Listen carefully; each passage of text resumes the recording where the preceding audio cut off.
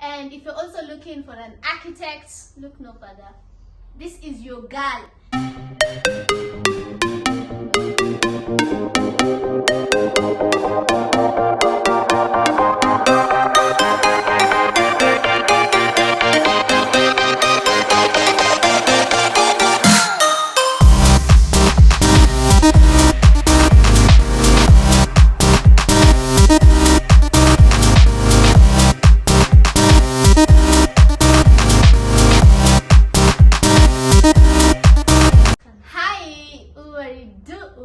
Welcome to Hustlers Hood. I go by the name Denya Musa, and today I've gotten hold of a very old friend.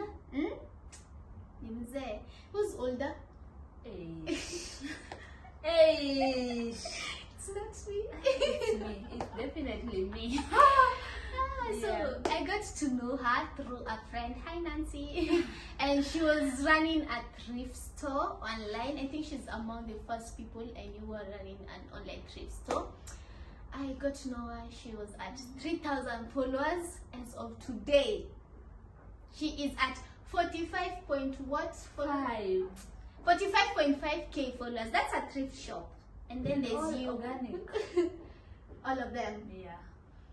Yes. She happens to be among the first people who started an online thrift store. Among the first people who started taking very cute photos of online thrifts. Like, you'll see that trend that came in that you put your clothes next there, put cards, handbag, like yes. I think she's the first person who started doing it, and then other thrift stores started doing it. So I am so excited to have her today here. We are going to be talking about everything thrift. If you've ever wanted to start a thrift business, I've brought you your breakthrough. So without any further ado, I would like to introduce to you my friend. What is your name? My name is Frida Mwani. Frida Mwani. Yes. Yes, you're going to talk about Frida Mwani today. We're not going to talk about Frida Mwani. Frida Mwani will be gracing us today with tips on how to run an online thrift store and how to go about it. So, welcome. Kindly introduce yourself and let us know who you are and what you do. Alright, my name is Frida Mwani. I am a graduate architect from JKUAT. I am currently doing my master's in urban planning, and I am the girl behind Thrift with Mwani. In your thrift business, please tell us what you specialize in mostly. I specialize in female wear. Mostly? Yes. And how long have you been in that business? Around 3 years now. Why did you start that business? It was a means of survival, honestly, during COVID. When COVID hit, everyone was told to go home. I kept asking my parents for money, so I wanted to do something to sustain myself during COVID, actually. Could you please tell us how much capital you needed to start that particular business? I started with 2,000 Kenyan shillings, and I took myself to Gikomba, and I used to buy clothes worth 30 bob. I sell at like 150. Around 50 bob I sell at like 200. Yeah. Please tell us about your source, where you get your clothes from, and how you actually got hold of the people that you get your clothes from, your vendors. Okay. I source my items, all of them from Gikomba, and I have different vendors. I think with time you get to know the vendors, and they also get to know your style, so it's easier for me to get clothes from there. So you have specific vendors that you get all your clothes from, or every day you have to look for new vendors? Not really. I do a mixture of both, because if you want to get nice things, I think you have to really look, not just be comfortable with whatever you're given by your vendors.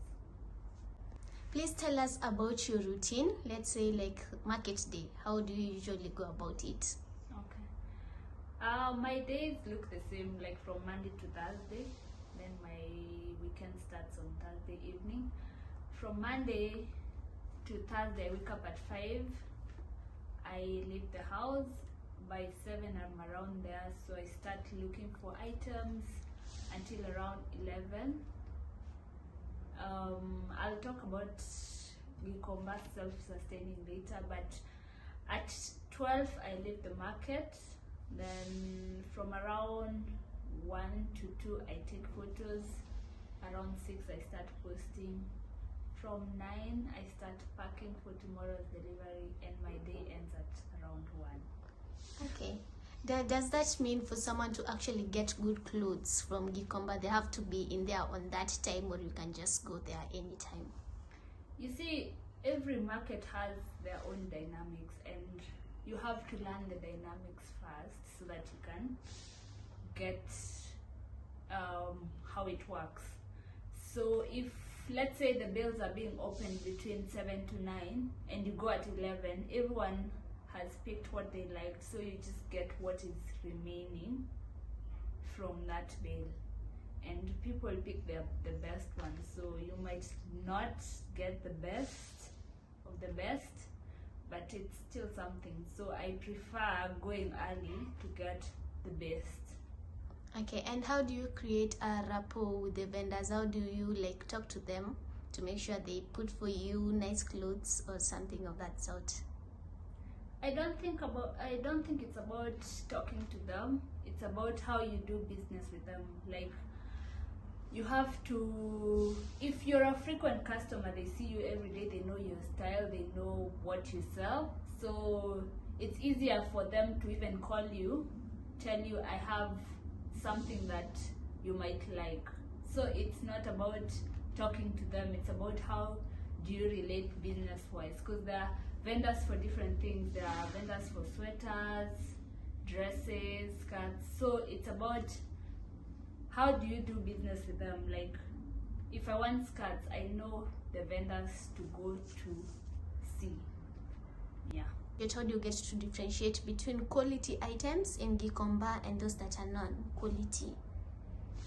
With time, you know, but like, you look at the item first. Does it have a wear and tear? Does it, like, is the material good quality? Is it faded? You have to look at all those factors. Are the stitching correct? Like, you have to look at it wholesomely, not just once. And is it like your style? So you have to look at all the aspects of that cloth, then you'll know it's good. Sometimes the brands also, we have different brands. UK brands are the best. When So, you talk about UK brands, which brands are you talking about specifically? I'm talking about PLT, Shein, Zara, such brands. Talking of brands, how did you actually get to establish that your customers like a certain brand, or is it something that comes with time, or it's just something that you went in and just tried? You see, social media has made it so easy for everyone. Like, now you see what's trending, you see what people are wearing, you see fashion models, you see what's happening around the world through social media, so you can tell what people like. Tell us about pricing. When it comes to the prices that you set, what criteria do you use to put your price out there? Pricing is relative. It's quite relative for every seller and vendor, actually, because I think there's a lot that goes into a cloth even before pricing it, because you have to source it, you have to maybe iron it, that's another cost. You have to consider the delivery of that specific cloth. You have to look at your internet. You have to look at the labor you've put in to take a photo of that cloth. So there's a lot that's not just pricing alone that affects the price of the cloth. So you have to look at that, and then now your profit. Talking about profits, which percentage should one use when they're doing that? There is no specific criteria really, for me at least. I don't think you can say I want like 200%, 100%. Depends. Some clothes you get them at very affordable rates and it's a nice item, so the profit might even be higher than something you got very expensive that you sell at just a bit lower. So I don't think I can talk about my profits, but you have to consider all those things you've done to that clothes before pricing it. Could you give us a percentage that you usually make as profits in your business? No. Can I say no? Can I say no? But I mean, it's enough for me to sustain myself and to do one or two developments to myself. Okay. What is the most amount of money you've made as a thrifter, as someone who runs a thrift store? Hey, okay. Is that not a secret? Do people talk about their incomes on this channel?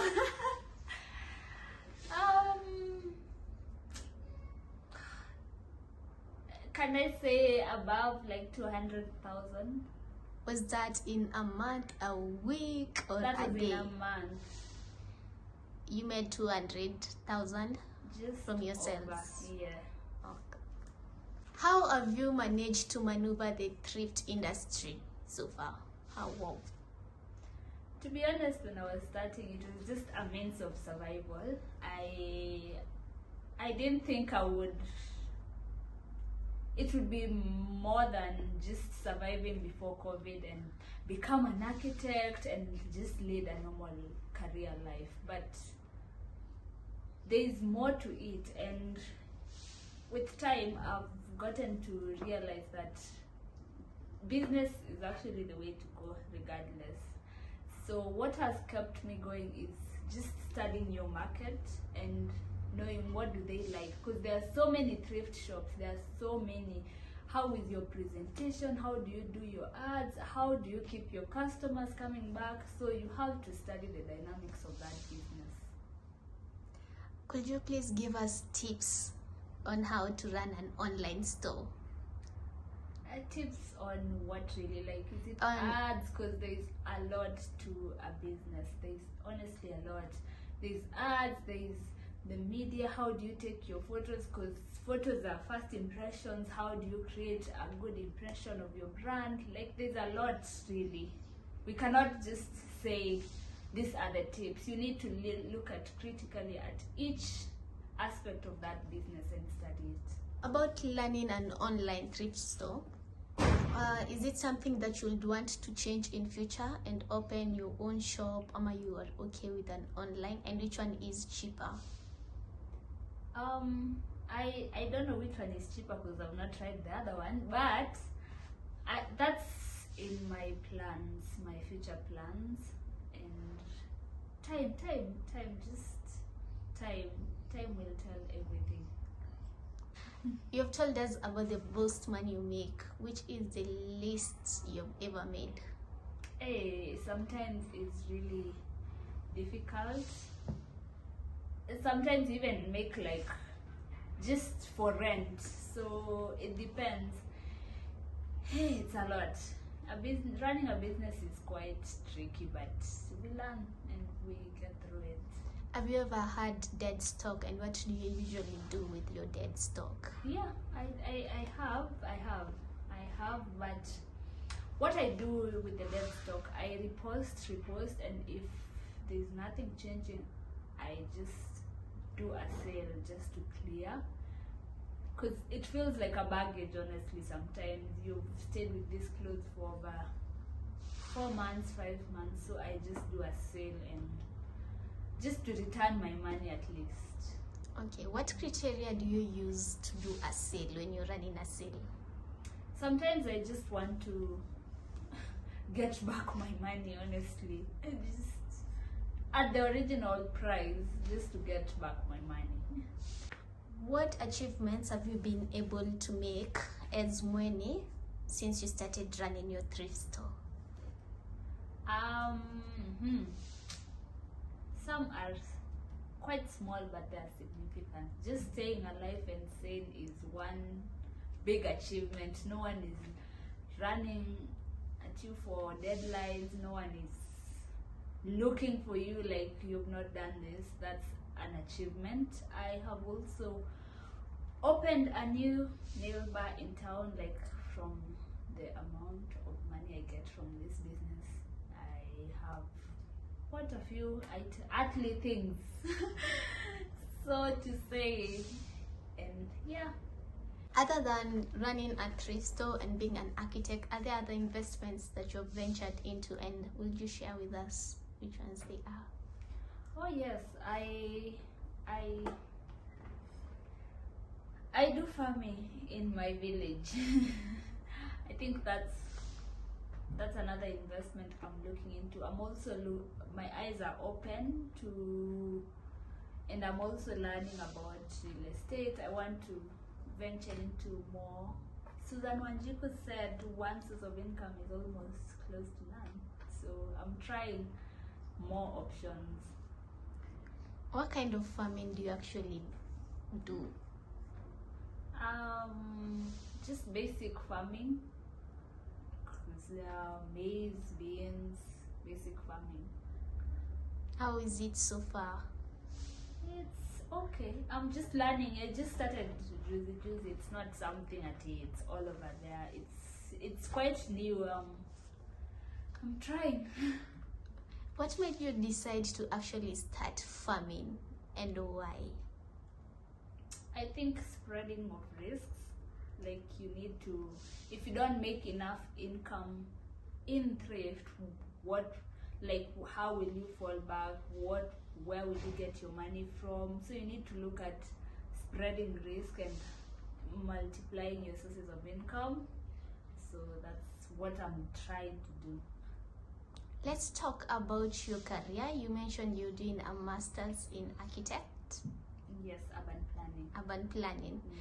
Is it something that once you start venturing, you will leave the industry, the thrifting industry, or might something that you want to multitask?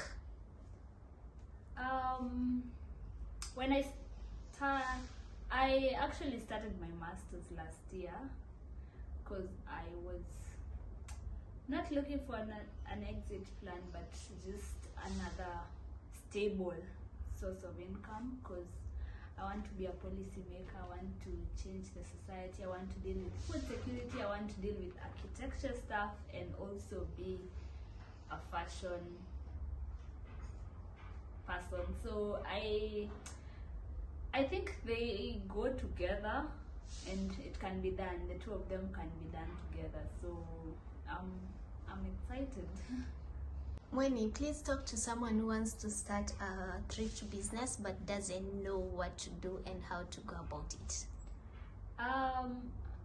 It's the problem with people nowadays is that they want to get to your level on their first attempt. Like, you've not seen our behind the scenes. There were some difficult times. So trusting the process, first of all, just learning the dynamics of the business, and then you will be able to just start slowly and get somewhere. It's not a one time, I want to make 300K a month. No, it has to start from somewhere. Have you ever made a loss in this business? What should you tell people about losses? Not that I can, like, maybe when I was starting out, but now, no. I don't think I've made losses. Maybe just less money that I thought I would make, but yeah, not loss. And have you ever been conned when you're in Gikomba? No. I think I'm so used to those people. I've never really gotten conned. How do someone fresh in that industry avoid being conned?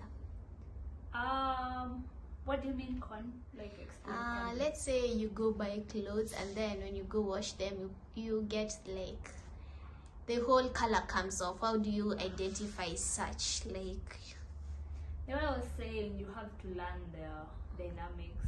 That's part of the dynamics. You have to critically look at the clothes before even purchasing it.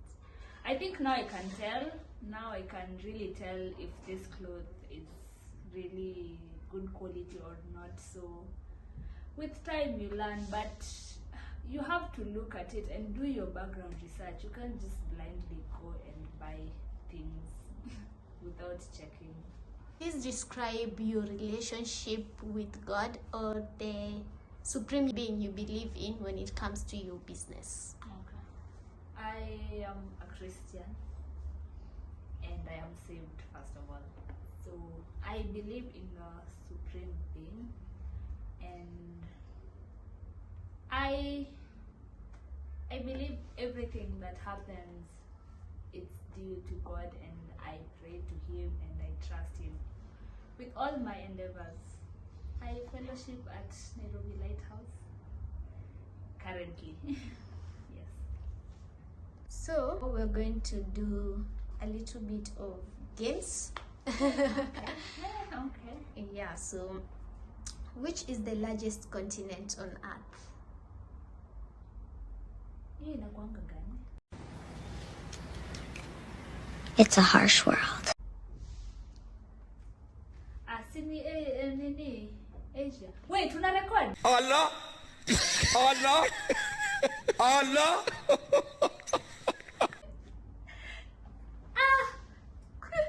Which is the largest island on earth?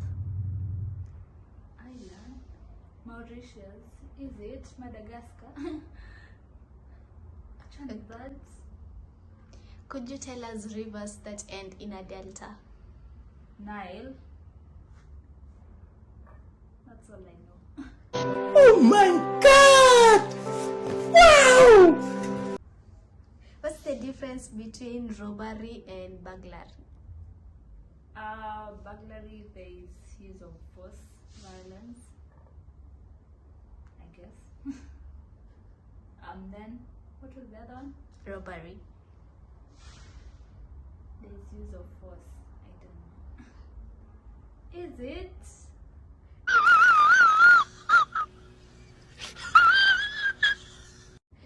What is the formula of finding the circumference of a circle? Pi. The circumference, pi d. To choose between this or that, love or loyalty? Loyalty. Why? Because loyalty comes with love. Staying in or going out, and why? It has changed over time. Now I like to stay in. Before I used to go out a lot. But now staying in saves me more money, more time, and I can do other things. Beyonce or Rihanna? Rihanna, anytime. Beach or bush? Can you say a blend of both? Because sometimes I want to go to the beach, sometimes I want to be out in the wild. Calligraph Jones or Sauti Sol? Okay, I love them both, but Sauti Sol for sure. Chapo Smoky or Mutura? Can I say none? I don't enjoy any of them. Damn! Those meals. To be very honest. I want you to talk to your 50-year-old self, your future self. Take life easy. It's not a matter of death and life. You're doing your best, honestly. What more could you do?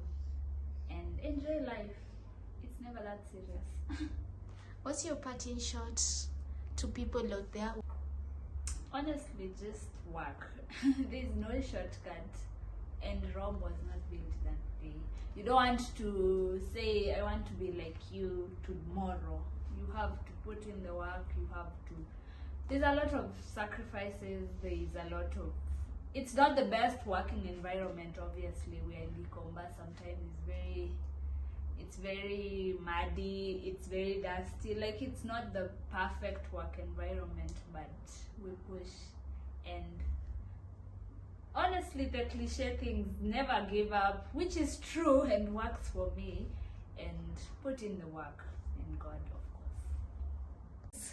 That was it from us today, from Thrift with Mweni and Frida Mweni. I really hope you've learned something. If you have any inquiries, she also does an online course on how to do thrifting, and it's very, very affordable. Just hit her DM up, she'll give you tips, pro tips actually, on how to start a successful thrift business, right? Yes. Yeah. And if you're also looking for an architect, look no further.